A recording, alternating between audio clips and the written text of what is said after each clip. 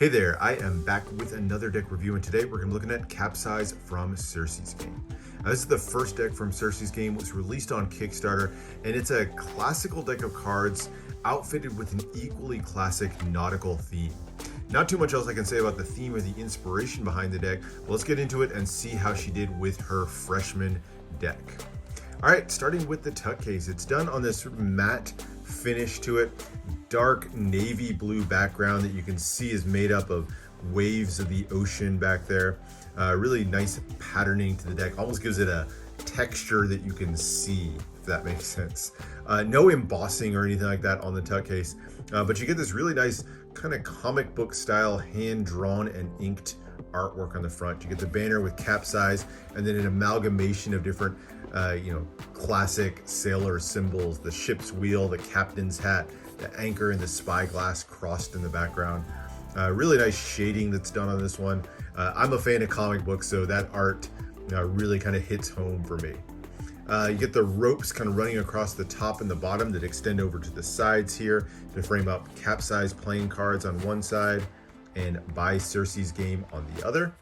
Bottom has your ad copy for Circe's Game along with her logo over there, and then mentions these are printed by Cardamundi. You can also see over here, this is a 1 of 1,000, so 1,000 deck run. They all say 1 of 1,000, by the way, so this is not the first deck by any means. And then on the top here, just a couple of anchors.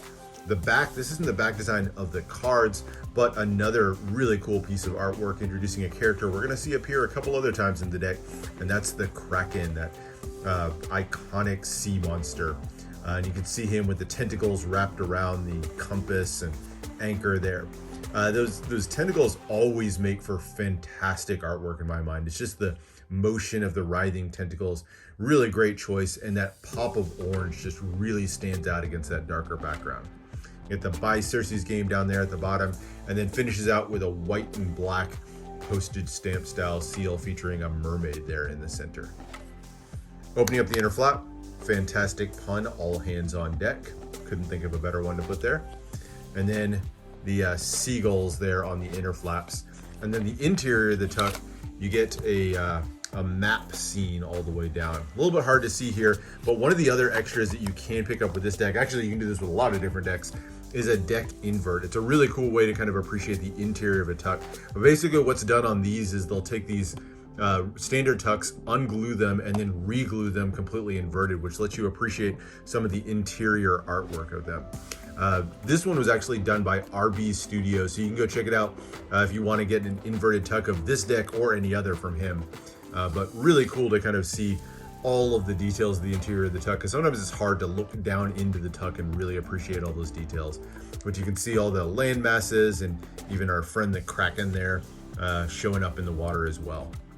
So another cool little addition that I added onto mine, but to have the inverted tuck as well. Anyway, that is the tuck case. Really nicely done on that. But let's take a look at the cards. We'll start with the back design. Definitely a very classic feel to this one right off the bat. You get that same navy blue with the waves, the dark ocean waters in the background, and then the repeated pattern here, this sort of diamond pattern, made up entirely of ropes with knots all the way through. Obviously very much associated with the nautical theme, that white and blue, even just a classic color combination. Finishes out with that thin white poker border. So simple, but I think well done. And as far as I can tell, I'm pretty sure this is a two-way back design. I looked as close as I could at all the details. Pretty sure it actually maintains as a two-way back design. All right, so there is the back design of the cards. You get a pair of jokers, and these are really fun. So carrying through that same hand-drawn and inked style that we saw in the tuck case, same artwork style on these. And it features two views of a lighthouse being attacked by a Kraken there at the bottom. Once again, those pops of red really stand out with the Kraken, and it's sort of a before and after. So the beginning is sort of the start of the story in the first Joker, with the Kraken just starting to reach its tentacles out and wrap it around the lighthouse. And then in the second Joker, he's kind of finishing his destruction and tearing it to the ground. The light's gone out and the lighthouse is crumbling under his tentacles. So very cool Jokers. I'm a big fan of these two Jokers. I think they're really great, fun piece of artwork on this. You also get a couple of gaff cards Now we'll look more at the style of the court cards in a little bit and get a little preview of them here on the first gaff card, which is sort of a two-sided card. Jack of diamonds on one side, queen of diamonds on the other. So a little something you can use in like a magic routine. And then the other one is a duplicate 7 of diamonds, but unlike the one that we're going to see in a minute, this one features our friend the Kraken sort of attacking the pips there. So there's your other gaff card. So a pair of fun, kind of unique gaff cards. That's always good to have. The aces of the deck. So ace of spades, the first one, features another character we're going to see a couple of times in this deck, and that's our friend the crab here. His body kind of made up of the spade pip there. You can see it in the red, and then of course the legs coming up all the way around. Very small text, just says Circe's game there at the bottom. By the way, really appreciate not putting ridiculous amounts of text onto the ace of spades. I hate when there's just lots of text to read on this one, but I like this one's kind of kept much simpler. Very classic pip and index in the corner, done in classic black. And then the other 3 aces all feature the crab once again as it sort of travels through the deck, each time crawling all over these algae covered pieces of rock. Really great artwork. Love the addition to the crab there. It kind of gives it just a fun feel overall.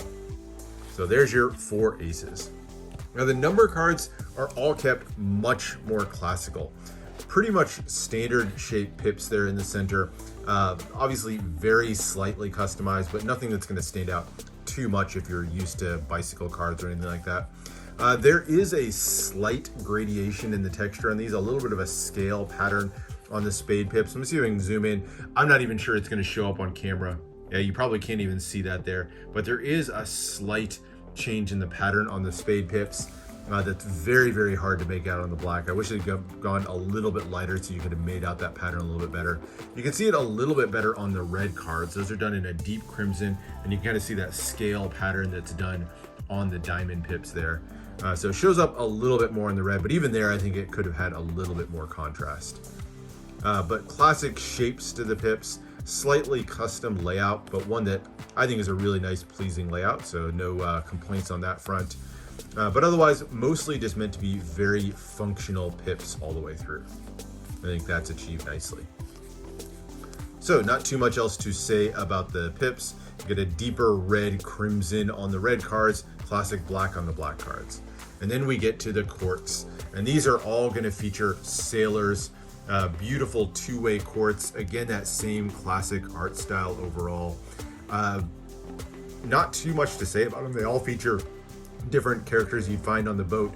You have a couple of the sailors on the Jack and the Queen, and then the captain complete with the ship's wheel on the King card. All of them kind of holding little nautical, or I wouldn't call them nautical implements, but something you might find on a boat.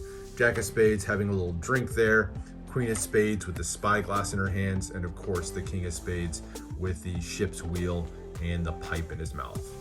As you go to the other quartz, you'll find they're all really similar. Some slight variations here, like, you'll see the Jack here facing a different direction, a little bit different facial hair, but it's really, really close to being a repeated quartz.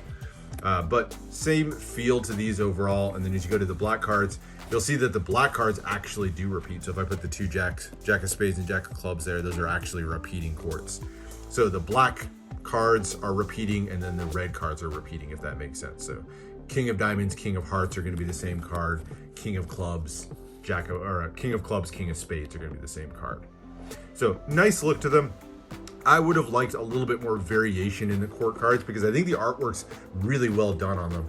I'm just not a fan of repeating courts, and I think for me that's probably the biggest downfall of this deck, is it didn't have enough variation in the court cards. I'm a big fan of going a little bit deeper with the court cards. So if there's anything I would have wished, it would have been to change out or to extend the artwork on those court cards.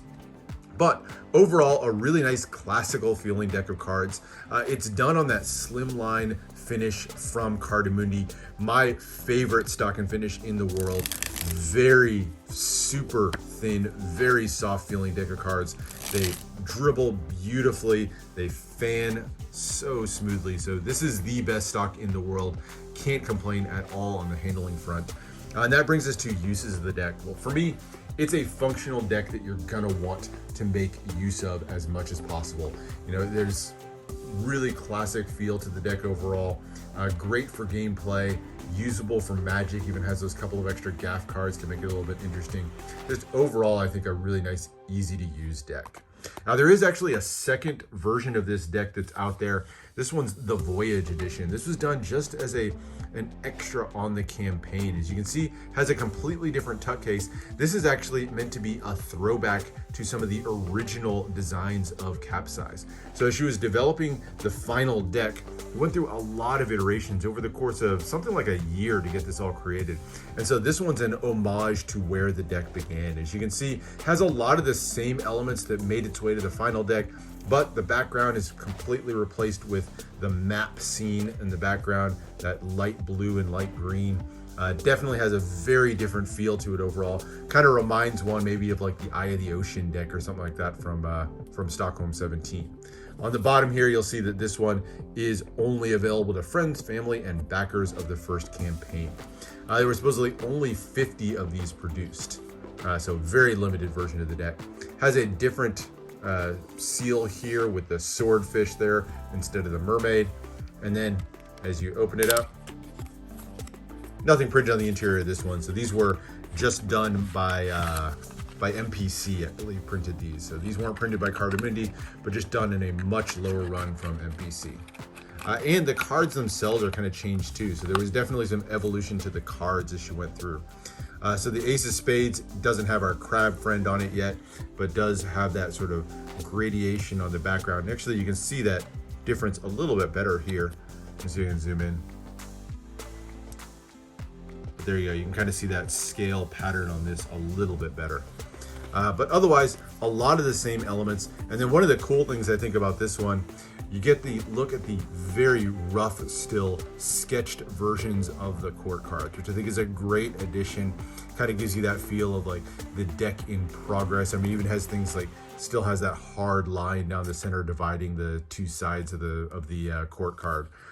So going back, you know, obviously a lot of improvements made as you go through the final version of the deck, but it's really cool to see everything, including the jokers, done in a, you know, kind of a sketch style.